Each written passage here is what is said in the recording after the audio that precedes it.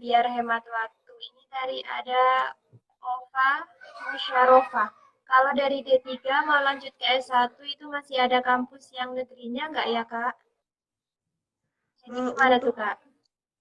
Nah, untuk buat yang mau lanjut, beberapa kampus negeri masih ada seperti kalau saya kan lulusan dari Poltekkes. Nah, setahu saya Poltekkes memang menyediakan untuk nyambung, tapi lulusannya jadi D4. Nah, kalau untuk S1 beberapa universitas masih membuka, mungkin cuman saya belum update informasi lagi soal universitas mana yang masih membuka. Mungkin nanti bisa tanya-tanya lagi, mungkin saya carikan informasinya, nanti akan dibantu lewat DM atau bisa komunikasi untuk universitas negeri. Kalau dulu itu masih buka di UGM, kemudian di Undip dulu sepertinya masih ada, cuman kalau sekarang saya belum update lagi. Saya tahu pasti itu negeri di Poltekkes, tapi lulusan keluarannya nanti D4. Terus ada lagi nih, Kak. Vivi HRVN. Kak, ahli gizi harus bisa masak ya. Gimana tuh? Oke. Ini sering banget saya dengar pertanyaan ini, apakah ahli gizi itu jago masak atau harus bisa masak? Nah, awalnya di teman-teman dari gizi ini pada awalnya juga ada beberapa yang uh, bahkan untuk membedakan bumbu pun masih kesulitan, untuk memulai masak di dapur itu juga masih canggung. Tapi setelah kita lama-lama belajar, diajarkan oleh dosen-dosen, jadi paham. Mulai semakin ke sini, semakin bertambahnya waktu, mahasiswa di gizi semakin terbiasa. Mungkin untuk jago seperti koki atau chef yang kita biasa lihat di TV, tidak tidak semuanya seperti itu. Mungkin beberapa memang jago. Cuma setidaknya kita mulai terbiasa. Kita mengenali makanan, cara memasak, teknik-teknik masak, kita tahu di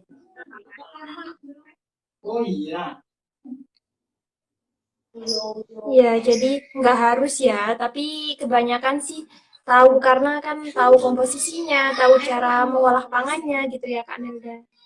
kita bisa, tapi kalau untuk jago, ada yang jago, ada juga yang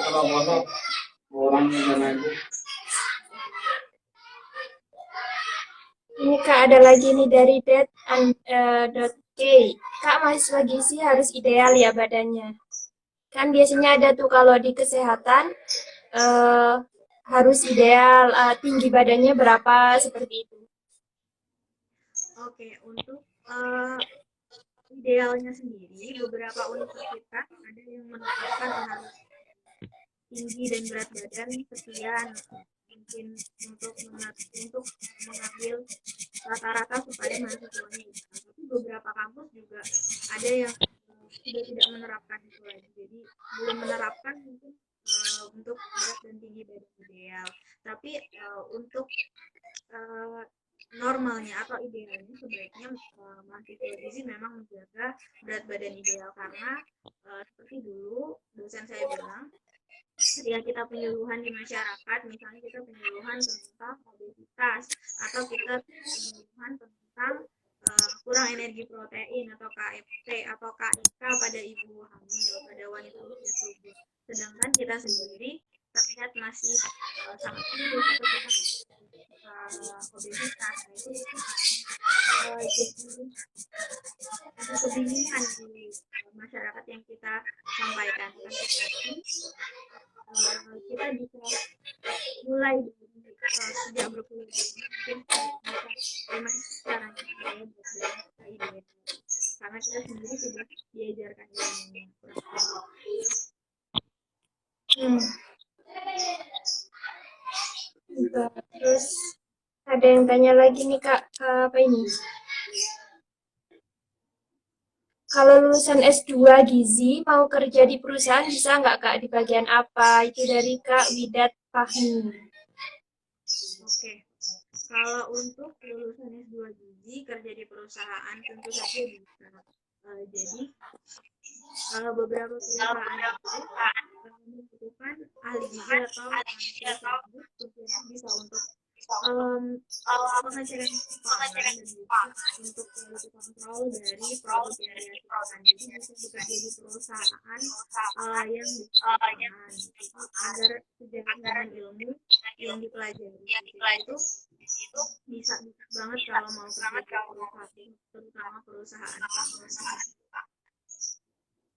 Ya, karena lebih linear ya Kak kalau sama perusahaan makanan. Ya, benar.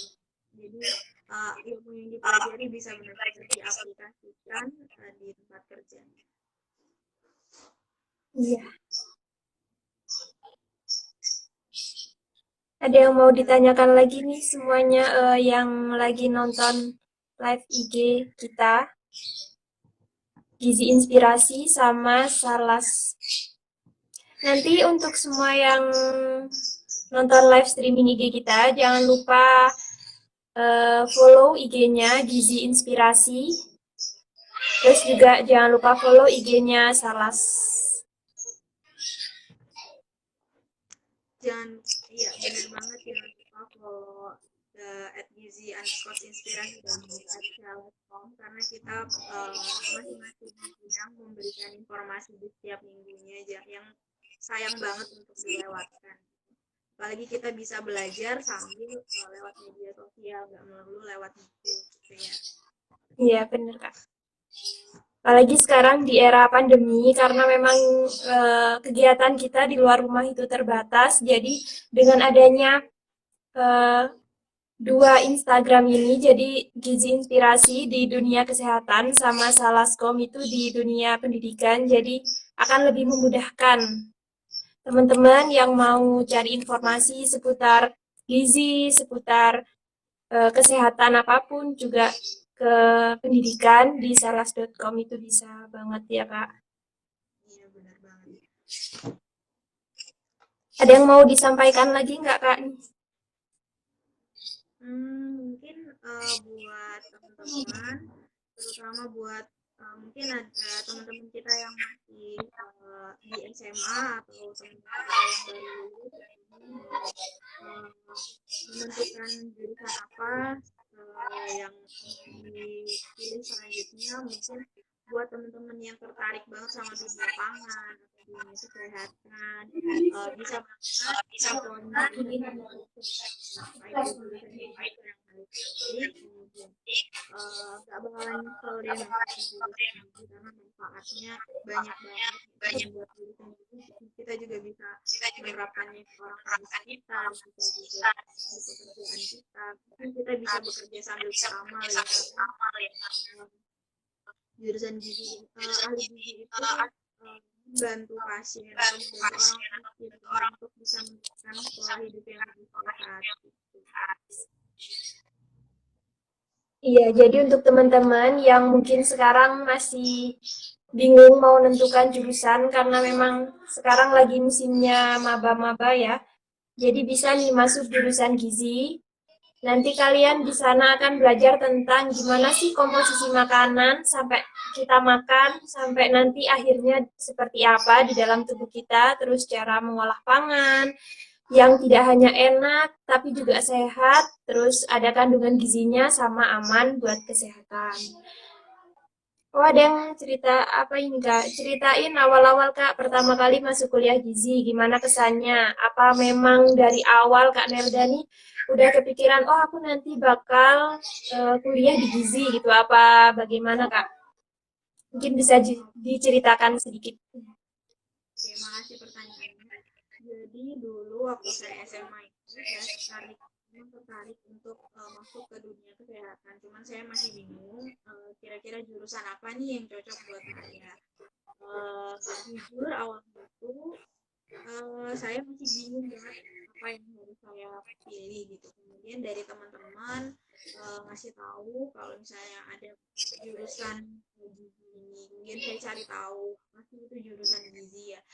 Media yang saya gunakan untuk cari tahu itu dari internet ya, maksudnya kata kuncinya masih yang benar-benar anak SMA banget, apa sih itu jurusan gizi, masih seputar itu. Jadi mungkin ngasih tahu secara umum doang. Nah, buat bertanya juga waktu itu kakak senior saya juga belum banyak yang di jurusan gizi. Kemudian setelah tahu saya coba beraniin diri buat daftar. Setelah masuk di jurusan gizi, saya kira itu benar cuma biologi yang dipelajari, tapi kita juga belajar kimia, malah lebih diperdalam di kimianya. Kaitannya sama makanan. Jadi kimia di gizi ini yaitu tadi buat teman-teman, apalagi teman-teman yang suka masak, kemudian tertarik ke lapangan, kemudian punya hobi untuk stick jurusan gizi ini menarik banget karena kita akan belajar mulai dari hal dasar pangan itu sendiri, kemudian sampai ke bagaimana cara mengolahnya agar makanan itu tidak kehilangan nilai gizinya, atau bagaimana cara meningkatkan nilai gizinya dari pengolahan itu, kemudian bagaimana caranya agar menarik, kemudian bagaimana menggunakannya sampai metabolisme dalam tubuh. Selain itu buat teman-teman yang suka ngobrol, mungkin di jurusan ini bermanfaat banget gimana caranya kita bisa ngobrol tapi bermanfaat. Nah, salah satunya melalui penyuluhan ini. Jadi kita bisa sharing ke masyarakat, sharing ke klien kita apa sih kesehatan, manfaatnya pangan dan jadi buat teman-teman yang suka ngobrol itu jadi ada suatu tantangan baru gitu. Kita bisa berbagi, bisa ngobrol, tapi juga bermanfaat. Jadi nggak cuma ngobrol yang menghabiskan waktu, tapi kita bisa berbagi manfaat buat teman-teman kita di luar sana. Seru banget. Ya, terima kasih, Kak. Terus ini ada lagi, Kak, kalau mau masuk gizi harus jurusan IPA ya di SMA-nya, dari Vivi HRPN. Oke. Kalau untuk harus jurusan IPA, mayoritasnya memang yang mengambil jurusan gizi ini memang dari anak IPA, tapi nggak menutup kemungkinan anak IPS juga bisa masuk ke jurusan gizi.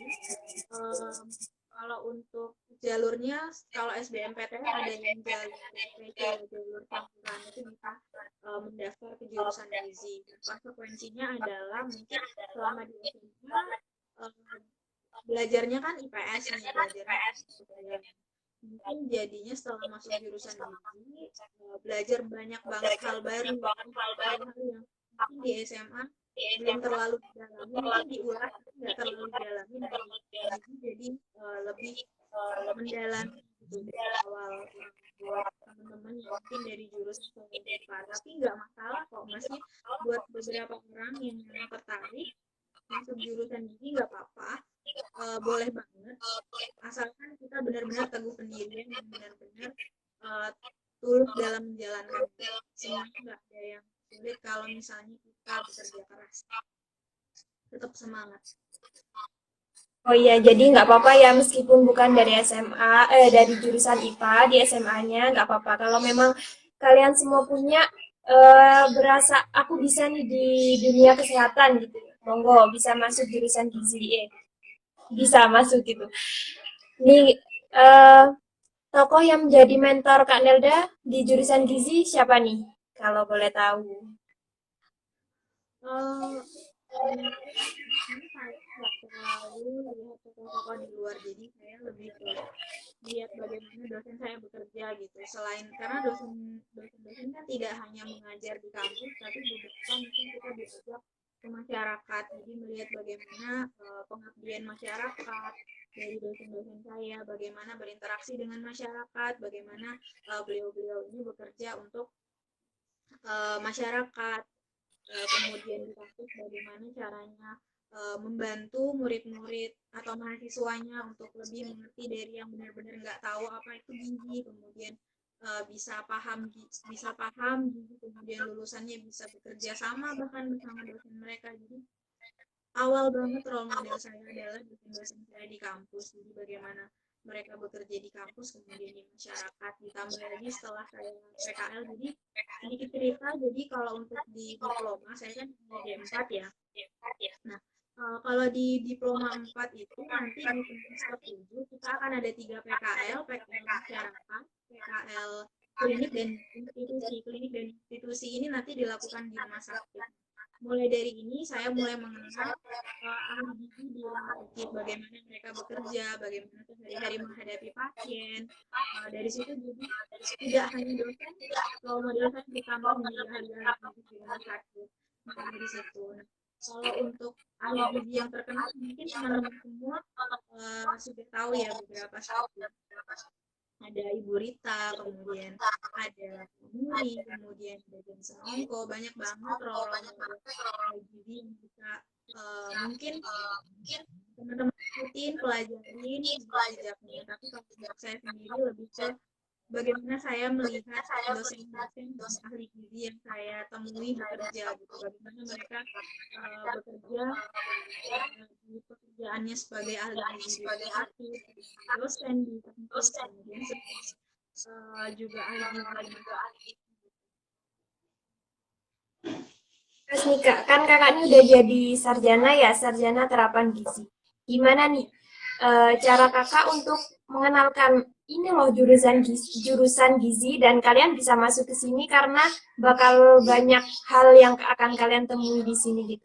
Mengajak calon mahasiswa baru untuk masuk jurusan gizi. Oke. Di sini saya sedikit cerita dari waktu kita masih di mahasiswa, teman-teman saya beberapa kembali ke kampus, kembali ke sekolahnya, ke SMA. Di situ mereka melakukan semacam event di mana mereka memperkenalkan kampus mereka masing-masing. Jadi dijadikan media untuk mengenalkan bagaimana sih jurusan ini kepada mungkin para adik-adik teman-teman kita di SMA yang masih bingung jurusan apa yang mau diambil. Di situ kita mulai mengenalkan bagaimana itu jurusan gizi. Setelah saya lulus di sini mungkin dimulai dari saya memperkenalkan gizi itu ke adik-adik junior saya di SMA. Kemudian dari komunitas ini juga, jadi dari gizi inspirasi ini kita bisa mengenalkan bagaimana itu jurusan gizi dan dunia gizi melalui platform yang sedang digandrungi oleh remaja-remaja saat ini ya, contohnya sosial media seperti Instagram, kemudian melalui webinar juga misalnya dari diskusi kepada junior-junior.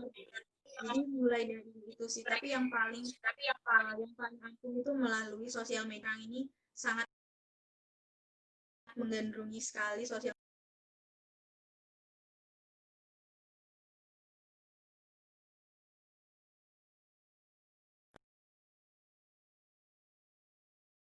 Jadi bisa kita bagikan di komunitas kita melalui Instagram. Terus suka dukanya jadi mahasiswa gizi itu gimana nih Kak? Biar di sana calon mahasiswa yang mau masuk jurusan gizi itu tahu oh sukanya gini, dukanya gini. Jadi mereka lebih mantep lah ya bisa masuk jurusan gizi. Oke, kalau mungkin kesukanya dulu ya. Sukanya itu dulu saya lumayan tertarik sama dunia kesehatan, kemudian suka juga suka saya lebih dari masak, saya lebih suka makan sih, tapi saya juga suka masak. Kemudian saya juga suka ngobrol, saya juga suka pick up. Nah, di sini setelah masuk ke dunia gizi ini banyak banget hal-hal baru yang saya pelajari supaya saya berbicara itu bisa lebih manfaat gitu. Bagaimana saya ngobrol ke orang lain tapi bisa lebih berisi dan bermanfaat gitu. Kemudian gimana kemudian saya bertemu teman-teman baru dengan passion yang sama gitu. Saya belajar bagaimana membuat masakan itu benar-benar nggak cuma sekedar enak dimakan, tapi juga bisa menarik, kemudian bisa jadi ada istilahnya dari mulut ke kaki. Ketika kita bisa membuat atau menyusun makanan yang bisa dinikmati oleh orang dan bisa itu rasa kepuasannya itu beda banget, kepuasannya itu benar-benar maksimal. Kemudian untuk dukanya, dukanya itu mungkin sedihnya di waktu itu aja, tapi setelah kita jalani, setelah semuanya selesai itu kayak cuman sekedar jadi kayak pengalaman berharga.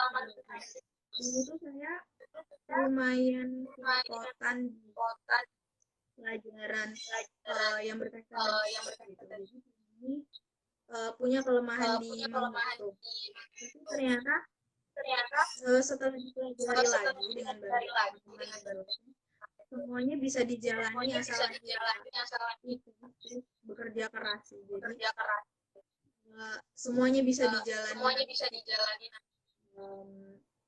Mau bekerja keras, mau bukannya itu kadang lab sih, kita lab sampai malam gitu, kadang puasa-puasa nungguin lab, kemudian ketika PKL sih lebih banyak kita harus beradaptasi, contohnya misalnya kayak di rumah sakit kita harus banyak beradaptasi, kemudian harus lebih struggle, kemudian harus bisa menghadapi pasien apapun kondisi kita, jadi ketika capek semalam nggak tidur kemudian lagi harus menghadapi pasien lagi, itu benar-benar suatu kalau waktu itu dirasanya capek banget, tapi setelah dijalanin itu pengalaman yang berharga. Jadi kita belajar banyak bagaimana caranya menghadapi pasien, bagaimana jadi semuanya saya rasa semua jurusan menjalani berat, tapi ketika sudah latih banyak banget pengalaman yang bisa kita ambil buat diterapin sebagai pengalaman di perjalanan yang gitu. Jadi PKL-nya ada berapa nih, Kak? Berarti untuk tiap grade misalnya dari D apa D3, D4, S1 itu PKL-nya berbeda ya? Oh iya, jadi kalau untuk D3 itu PKL-nya ada PKL rumah sakit, kemudian ada PKL masyarakat juga. Mereka mulainya lebih cepat karena waktu kuliahnya juga lebih singkat. Nah kalau misalnya di jurusan ini kalau maksud saya di D4 ini dimulai di semester 7 kalau di kampus saya ya, jadi di semester 7 sekitar kalau saya dulu mulai di masyarakat pengambilan kemudian kita kuliah, kemudian ke PKL rumah sakit kita ya. Nah, PKL rumah sakit ini ada institusi, kemudian ada klinik. Nah, di institusi ini kita kalau waktu itu saya kurang lebih 1,5 bulan, saya di bagian dapurnya dulu, kita belajar manajemen sistem pelayanan makanan di bagian dapurnya dulu. Jadi kita belajar bagaimana sih manajemen sakit itu, belajar menghitung kebutuhan sehari bagi pasien-pasien di rumah sakit, dari kebutuhan pasien, kemudian direkap, kemudian bagaimana tahapan-tahapannya dari pemesanan bahan, penerimaan, kemudian diolah, kemudian di kita belajar setelah 1,5 bulan kita pindah ke klinik. Di klinik itu kita akan dibagi untuk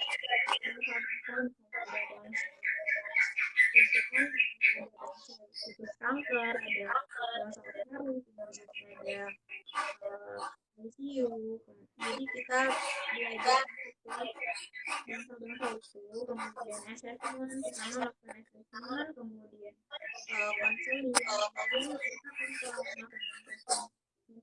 untuk ujian akhirnya biasanya kita ambil 2 atau beberapa masing-masing kampus punya standar sendiri.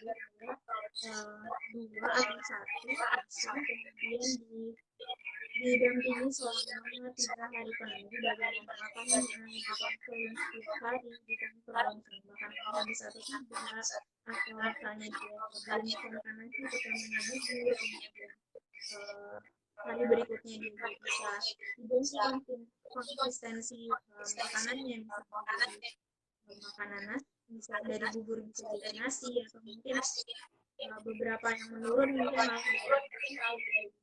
Jadi lebih ke kontrol pasiennya. Lalu pengalaman saya sih dulu saya lebih lama di bangsal kanker. Jadi banyak pasien yang kadang pasiennya nggak ditungguin sama keluarganya. Di situ ada kerja kerasnya di situ. Jadi kita harus lebih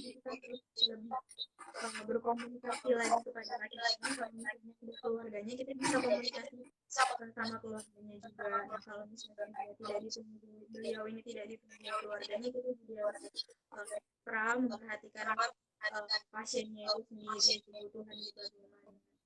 Kurang lebih gitu. Jadi gitu ya untuk nanti kalau mahasiswa jurusan gizi akan ada beberapa PKL karena memang kalau di jurusan kesehatan ini lebih ke waktu ya Kak ya yang paling diambil dari kegiatan mahasiswa karena banyak banget bisa sampai malam juga. Terus nih Kak, kan Kakak ini ada di komunitas Gizi Inspirasi. Misal ada mahasiswa gizi yang mau bergabung nih, bagaimana caranya?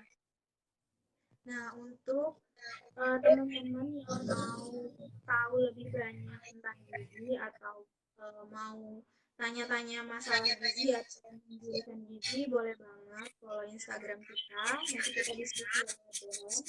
Eh, Pertanyaan yang ingin ditanyakan bisa banget ditanyain ke kita. Nanti kita akan bahas bersama-sama pertanyaan dari teman-teman semua. Jadi bisa banget pantengin Instagram kita @gizi_inspirasi, bisa diskusi bareng sama kita.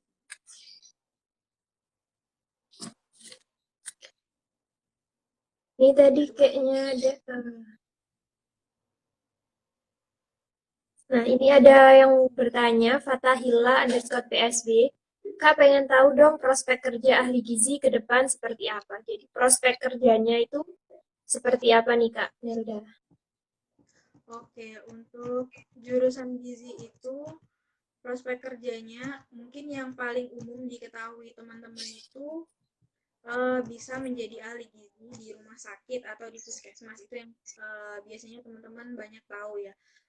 Di rumah sakit sebagai dietitian, kemudian di puskesmas. Kalau di puskesmas itu lebih ke masyarakat nanti kegiatannya. Kemudian selain itu di perusahaan juga, perusahaan pangan bisa sebagai nutritionist ataupun quality control untuk mengontrol mutu pangan, kemudian menganalisis kandungan gizi dari pangan yang diproduksi. Kemudian bisa juga di catering diet, bisa jadi ahli gizi di atau quality control di catering diet. Kemudian bisa juga jadi tenaga pengajar atau bisa juga jadi konsultan gizi, tenaga pengajar, atau banyak juga teman-teman gizi yang bahkan bikin usaha sendiri gitu. Mungkin ingin jadi pengusaha yang bergerak di bidang gizi, misalnya seperti buka catering diet sendiri atau buka praktik konseling sendiri. Jadi untuk prospek kerja di sini terbuka luas banget karena untuk kebutuhan ahli gizi di Indonesia ini masih butuh banyak banget, puskesmas atau rumah sakit di daerah yang bahkan belum memiliki ahli gizi yang memadai untuk uh, bekerja untuk pencapaian kinerja gizi di masing-masing institusi.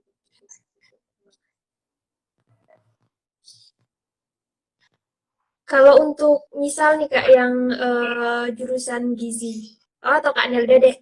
Kak Nelda kan udah selesai nih kuliahnya. Terus sekarang kegiatannya apa? Maksudnya mau bekerja di perusahaan kah atau di rumah sakit kah atau bagaimana? Oke, kalau untuk kegiatan yang sekarang saya jalani, saya masih melanjutkan studi saya di salah satu universitas juga di Surakarta. Jadi saya belum, untuk bekerja saya belum, saya masih melanjutkan studi, tapi tujuan kedepannya mungkin eh, saya masih ingin dulu saya pengen banget sih kerja di rumah sakit karena saya suka konseling, saya suka komunikasi sama pasien. Tapi untuk pekerjaan selanjutnya saya belum menentukan, belum punya eh, belum menentukan pekerjaan selanjutnya. Sekarang saya masih menjalani studi lanjutan saya di universitas.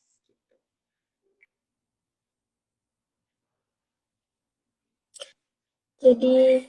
Jadi gitu ya teman-teman. Ada yang mau ditanyakan lagi nih dari yang nonton IG kita, live IG ini? Boleh banget, mumpung lagi ada master gizinya nih, master jurusan gizi. Belum bisa disebut master, masih banyak teman-teman yang lebih ahli dari saya. Kalau untuk kerja sendiri nggak usah khawatir. Mungkin karena saya masih lanjut ya. Tapi kalau teman-teman yang seangkatan sama saya udah banyak banget yang kerja di puskesmas, bahkan udah ada yang di rumah sakit. Kemudian ada juga yang teman-teman saya yang direkrut oleh perusahaan pangan. Jadi sudah mulai tersebar di beberapa tempat kerja ya. Bahkan ada yang jauh banget, udah pergi jauh banget. Teman saya ada yang kerja di Kalimantan sebagai ahli gizi di puskesmas nanti. Kita mau open minded, maksudnya bisa struggle dimanapun. Jadi pekerjaan itu tuh kita nggak usah khawatir. Buat pekerjaan itu pasti kita udah punya, kalau misalnya orang-orang yang pada bilang kita punya rezekinya masing-masing. Nah, gimana caranya kita bisa berpikiran terbuka, bisa bekerja keras, mau cari pengalaman, kerjaan itu pasti kita bakalan dapetin gitu. Gak usah khawatir.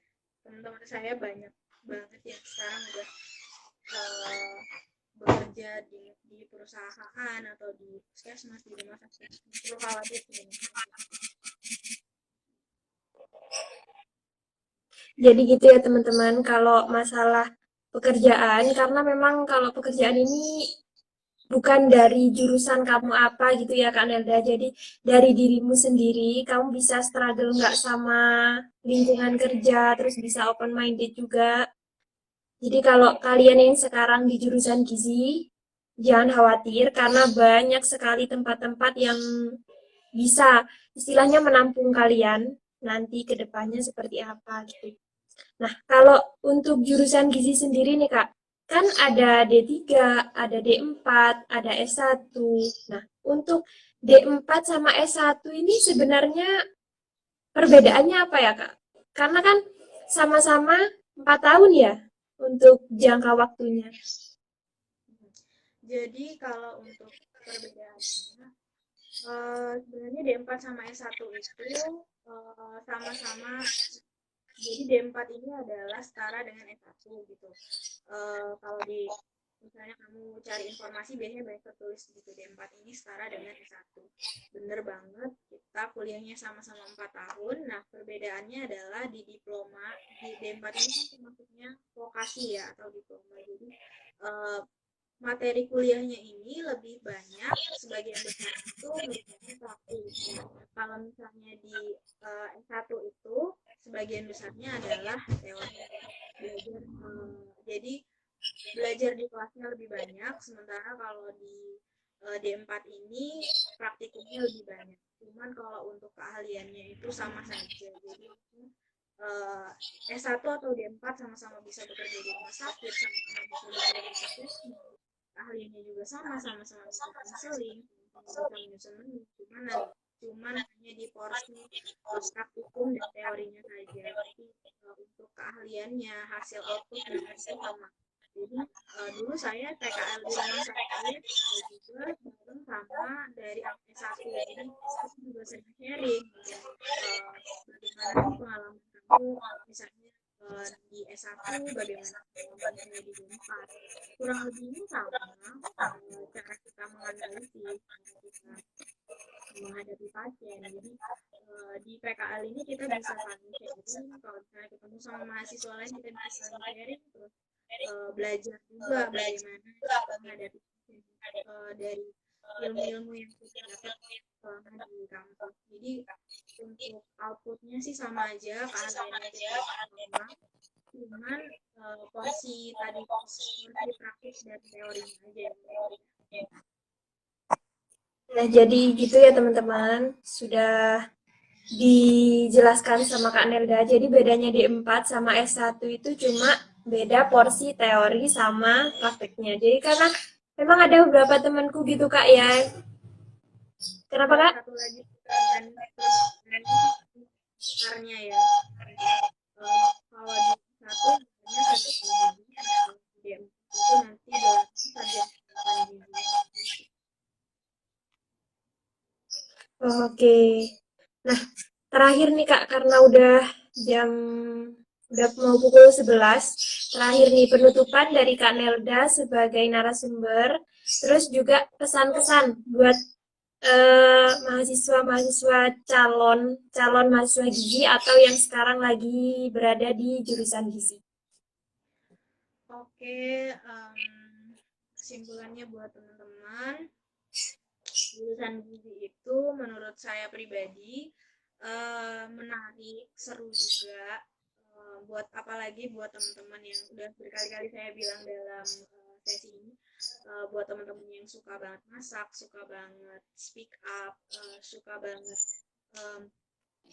kesehatan, maksudnya tertarik di bidang kesehatan, mungkin jurusan gizi bisa kalian cari tahu, mungkin barangkali bisa tertarik, nggak usah takut, nggak ada jurusan yang benar-benar sulit kalau kita benar-benar serius, kemudian ikhlas, kemudian juga semangat kerja keras dalam menjalaninya, nggak ada yang benar-benar menakutkan.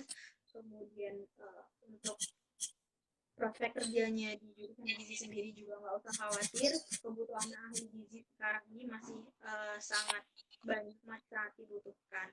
Untuk teman-teman yang mungkin mau cari tahu bisa banget mungkin cari tahu lewat ini, atau bisa cari tahu tanya-tanya Instagram kita @gizi_inspirasi, atau mungkin teman-teman bisa juga kalau misalnya mau cari tahu soal pendidikan, bagaimana misalnya ini cari tahu jurusan yang tepat untuk kalian, bisa juga bertanya lewat @salescom. Jadi buat teman-teman yang masih SMA atau yang sudah mau memilih jurusan kuliah, tetap semangat, putus asa. Setiap orang punya jalannya masing-masing, punya masing-masing, asal kita tetap semangat, jangan putus asa, semoga pasti ketemu yang terbaiknya masing-masing. Kurang lebih itu. Terima kasih atas kesempatannya.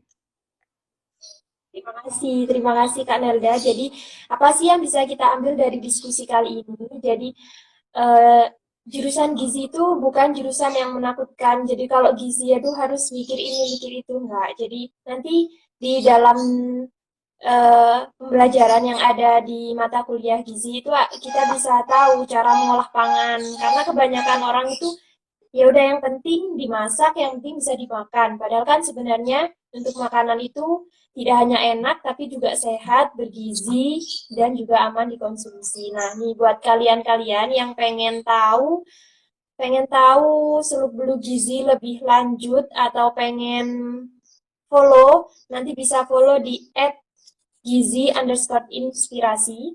Itu yang akan mengupas semua hal tentang kesehatan, terutama gizi ya Kak Nelda.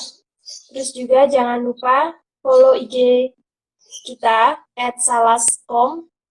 Itu nanti isinya tentang pendidikan. Jadi buat kalian untuk menemani masa pandemi ini bisa banget buat follow kedua IG kita. Nah, saya ucapkan terima kasih untuk Kak Neldawati. Terima kasih waktunya. Terima kasih untuk semuanya, untuk ini materi-materi gizi serba-serbi jurusan gizinya benar-benar bermanfaat buat teman-teman semua. Tadi sudah dijawab juga di sesi tanya jawab. Pertanyaan kalian udah jawab semua sama Kak Nelda. Terima kasih karena sudah menyempatkan waktunya. Terima kasih untuk materi-materinya yang bagus banget. Jadi bisa dibuat patokan sama teman-teman dari SMA yang mau masuk ke jurusan gizi. Yang sekarang lagi mau kuliah, jadi bisa banget nih masuk jurusan gizi karena memang prospeknya bagus di kesehatan, cuma memang butuh waktu, lebih banyak ya, jadi butuh berkorbannya di waktu. Oke, bisa kita akhiri ya Kak Nelda. Terima kasih untuk waktunya, terima kasih untuk materinya. Semoga bermanfaat, terus juga studinya Kak Nelda ke depannya semakin lancar, karirnya juga nanti semakin lancar. Terima kasih. Baik. Boleh Kak Nelda akhiri dulu. Salam. Terima kasih. Mohon maaf kalau ada terima kasih atas kesempatannya. Assalamualaikum warahmatullahi wabarakatuh. Waalaikumsalam warahmatullahi wabarakatuh. Nah, untuk sahabat salah semuanya,